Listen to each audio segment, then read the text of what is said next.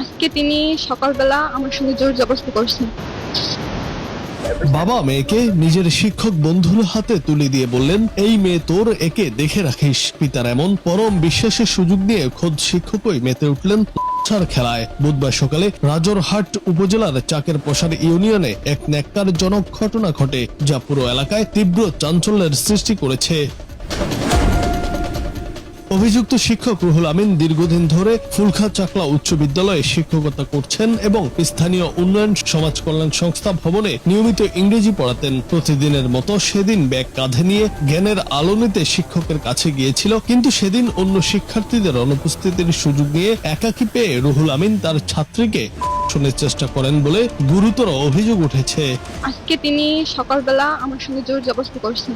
আমি চাই আগামীতে যেন আমার দিকে কেন অন্য মেয়ের দিকেও যেন হাত বাড়াতে না পারে। এর ন্যায় বিচার চাই।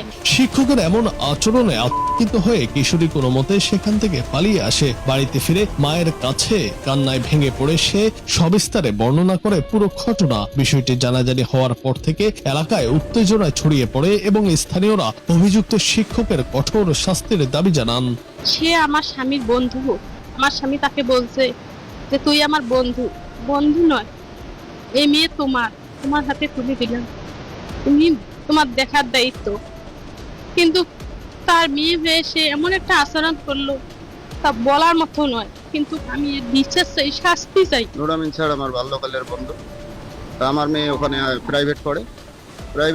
আজকে সকালবেলা প্রাইভেট গেছে, তার সাথে জবরদস্তি করছে। ঘটনার গুরুত্ব বিবেচনা করে ফুলকা চাকলা উচ্চ বিদ্যালয়ের প্রধান শিক্ষক দীনেশ চন্দ্র রায় জানিয়েছেন, বিষয়টি অত্যন্ত গুরুত্বের সাথে দেখা হচ্ছে এবং অভিযুক্ত রুহুল আমিনকে সাময়িকভাবে বরখাস্ত করার প্রাথমিক সিদ্ধান্ত নেওয়া হয়েছে।